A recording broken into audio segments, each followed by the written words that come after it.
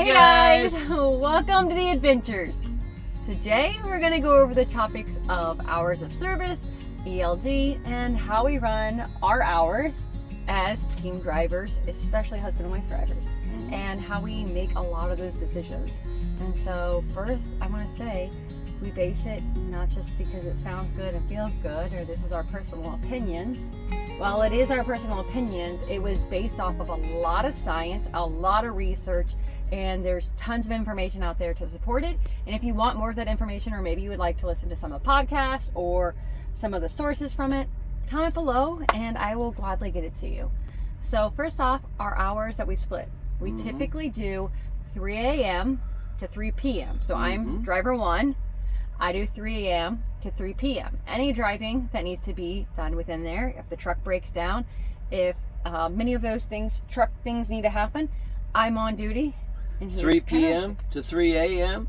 Anytime the truck breaks down, I'm on duty. I can take a nap while the truck's getting worked on.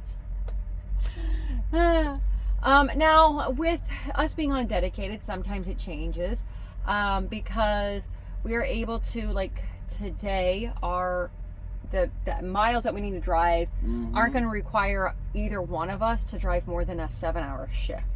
So I still wake up and start us out and hit the road at 3 a.m.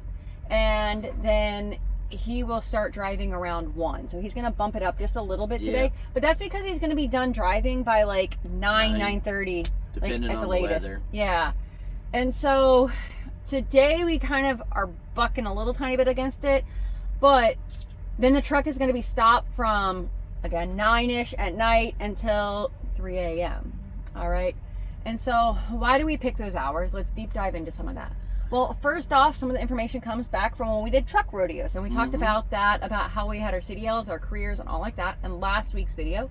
If you missed it, I do suggest going and watching it. So that way you can learn more about us and our careers and how we're so knowledgeable in what we give out. But there's this little thing called the circadian rhythm, which your body gets into a rhythm of sleeping at certain times during the day. So anything you can do to try to stay on a regular sleep schedule is going to help you greatly. Yeah. Where we came up with some of that is at the Facts for Drivers when we did the rodeo competition. And in there it tells you the most dangerous hours that you're going to be driving at, and when most accidents, and the way they came up with that is because statistically when accidents happen, especially deaths because of falling asleep at the wheel, it's all notated. Like, there's lots of data, sadly, like very, very sadly, there's lots and lots and lots of data that came behind this information. So in 2018 there were 91,000 accidents during these sleepy time hours. There's variables. Some people say midnight to 6 a.m. Some people say 3 to 6 a.m., 1 to 3 a.m. And then again in the afternoon, 1 to 3 p.m. Just somewhere in those times, it just depends on your own. It's basically the same time in the circadian rhythm though. So it's in the afternoon and then the same hours during the first hours of the morning. Right. And so it's about the same clockwise. So like either when you would, if you were a baby, when you'd want to take a nap, or if you were a baby and you wanted to wake up and have another bottle to go back to bed. Think of it like that. Like you might just need a nappy.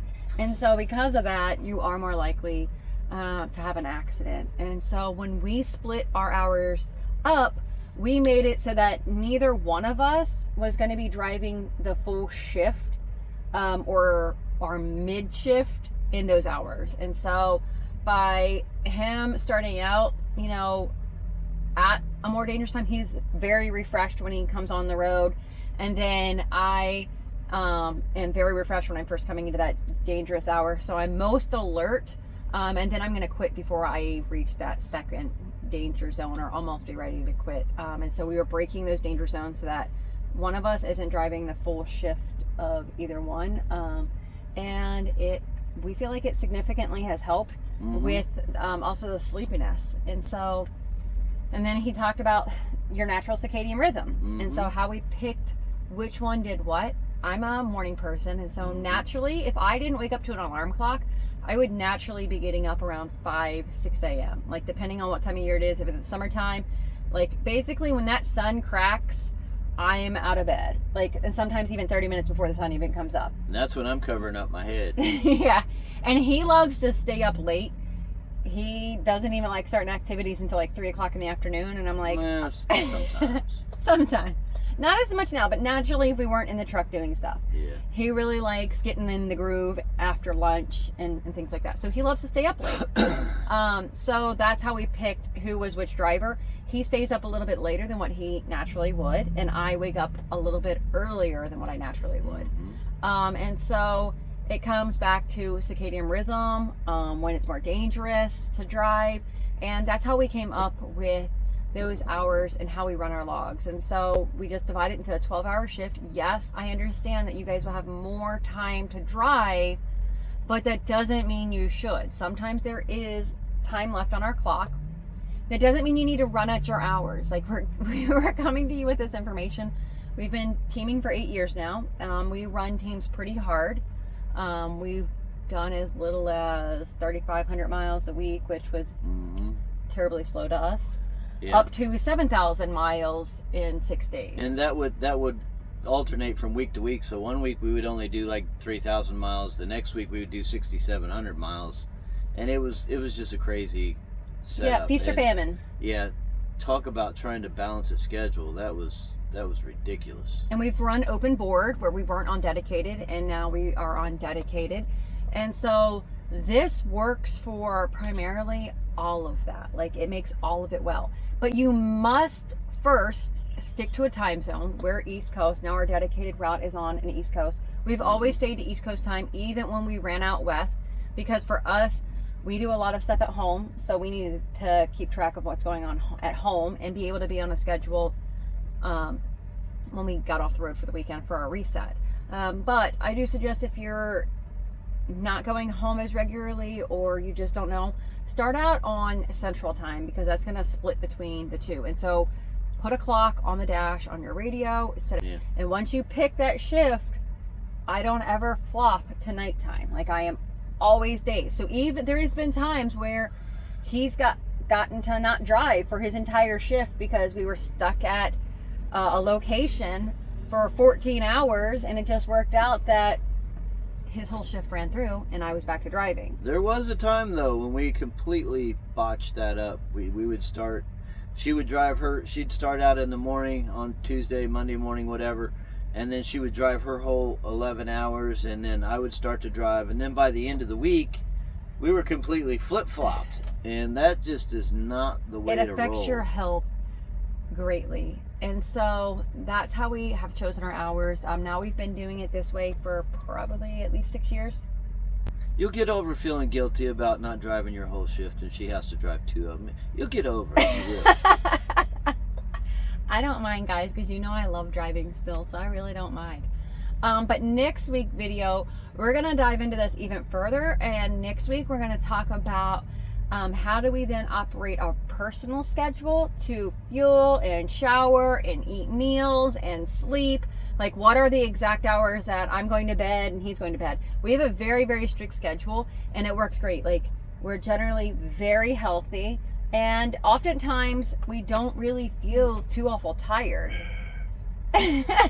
And we do about 5,000 miles a week, just a little over. And we really do it with not much problem. We get off for our 34 hours. We're home about 50 hours a week. And we jump right back into regular life and being very, very busy when we get home and not feeling worn out and drug out typically. Willow Jean does not like it though. She protests every morning. Every Tuesday morning about 2:30, she's stomping. No. She wants to stay home. I want to stay home, guard my castle. That's where her job is, guard the castle. That's right. So you guys, I hope that was helpful.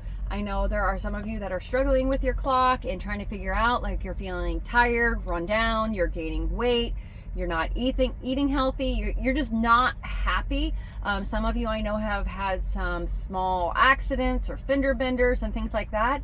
By doing exactly what we're telling you right now, helps eliminate and cuts all of the risk way, way, way down. So I want to really, really encourage you to have a really open mindset and just give it a try, guys. Like, it's absolutely worth it.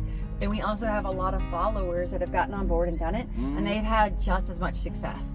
So you guys, you can do this. And next week, tune in to catch how we work our schedule. When we're sleeping, when we're eating, when we're fueling, all that good stuff. Yeah. The rest of life. Mm-hmm. All right, guys. Stay safe and enjoy the adventures. Bye.